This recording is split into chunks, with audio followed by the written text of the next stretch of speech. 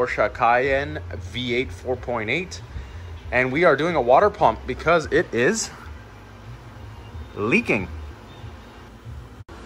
Cover your fenders, bumper, and I like to remove all plastic so that I can examine for any issues.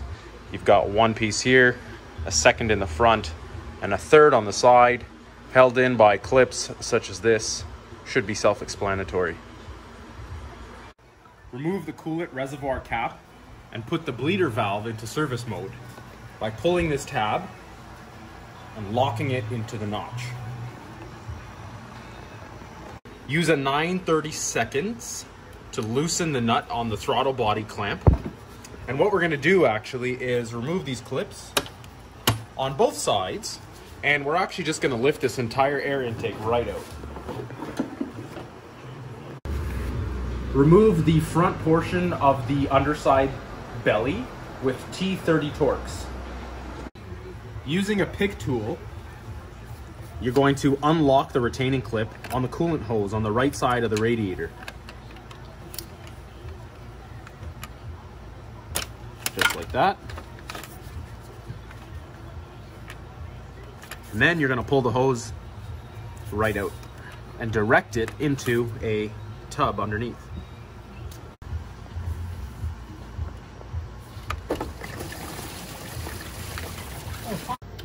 So now, in order to reconnect the hose, you're going to put the clip down, okay? And you're going to push as hard as you can until it engages. And you hear that click, and that's how you know it's actually seated. Using a curved straw, you'll want to spray a little bit of penetrant between this pulley plate and the actual water pump so that it makes it easier to take off.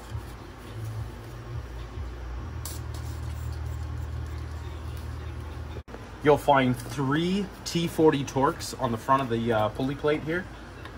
You'll loosen those, and don't forget, you're going to keep the drive belt on because you need that to hold it in place. You'll want to mark the direction of which way the belt is going.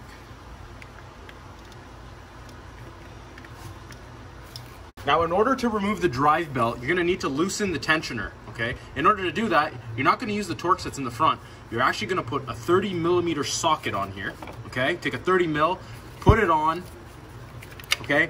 And you're going to turn it clockwise. While you loosen the tensioner, you're going to yank off the drive belt.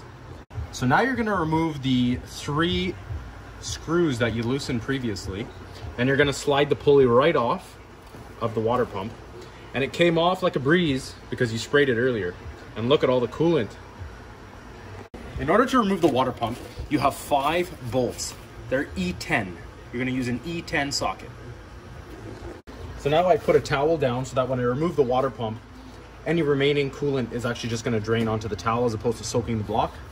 And you're just going to pull it out.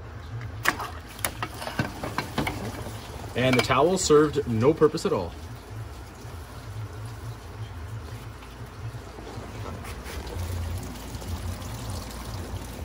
So you'll want to compare both water pumps to make sure they are the same part. But what's interesting is if you look closely, the old one was leaking from the shaft. And there is a little bit of play in the bearing itself. Now, in order to remove the thermostat, there is a plug you have to disconnect, but in order to do so, you need to remove the throttle body. To do that, there are 4 T25 Torx. You're gonna remove those, and the whole thing should just come right off. Now move that out of the way. Now, in order to remove that plug, you're gonna use needle nose pliers with an angle. Put it in, grab the clip, and pull it out. Whoa.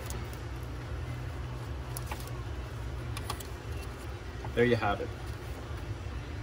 Now, to remove the thermostat, we took the strap from a ratchet strap, wrapped it around the fins of the thermostat, and we're gonna yank it out.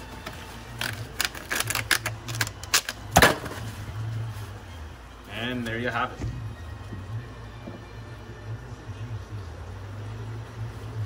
Now you'll want to plug up the holes, and you're gonna want to clean up the area with brake cleaner and a stiff brush. So now that you've cleaned up the area as well as the mating surface, you're going to take your new thermostat with the sensor facing upwards and put it in. There are 2 gaskets. Make sure you slide it in until it is flush.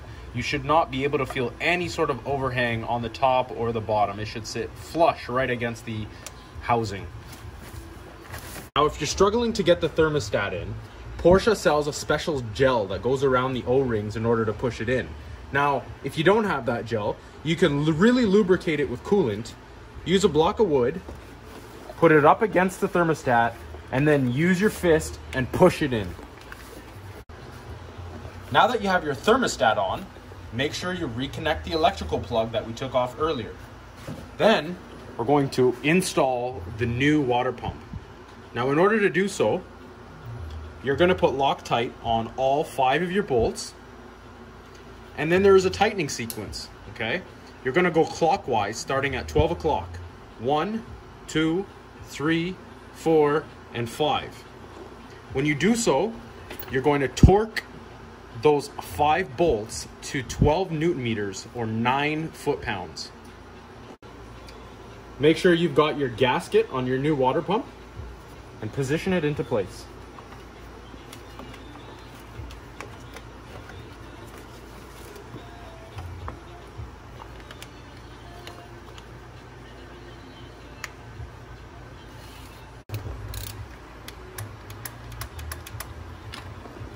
Now we're going to reinstall the throttle body.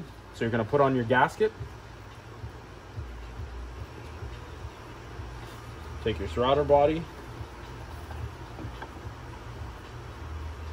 Make sure it's seated properly and reinstall your 4 screws. Now you'll want to replace the pulley itself with the 3 bolts that you took off. We're not going to be able to torque them until you have the drive belt on. In order to reinstall the drive belt, take a look at this picture. Pause the video so that you know exactly how to route the belt. What you're going to do is actually skip number 1 to start. There's my finger. Skip number 1 to start. Do everything else, and then you're going to loosen the tensioner and then drag the belt over the pulley.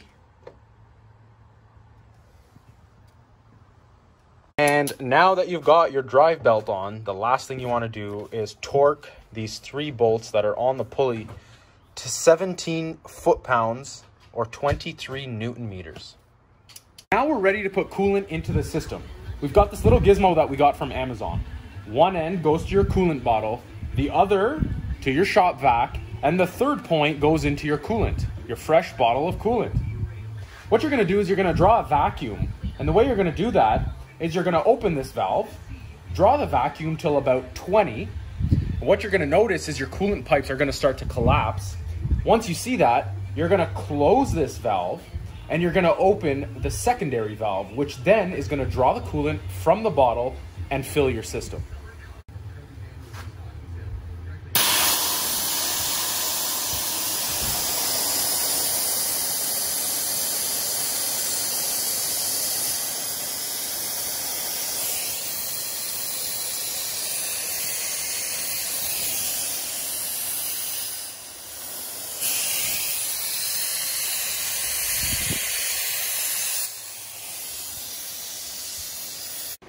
So what we're going to do is we're going to continue to draw a vacuum. One thing to note is you just want to make sure that this cap that you put on your reservoir is tight.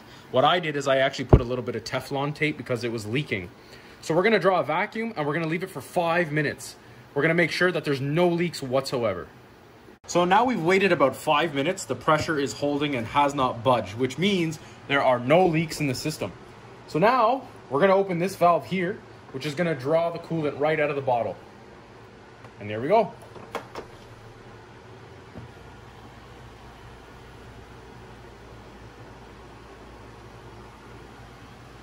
And you'll see the bottle is dropping pretty quick.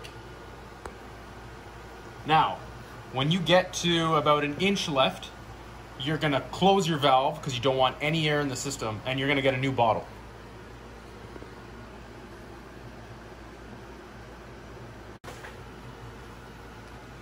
So when this gauge hits 0, That's when you know that your system is full.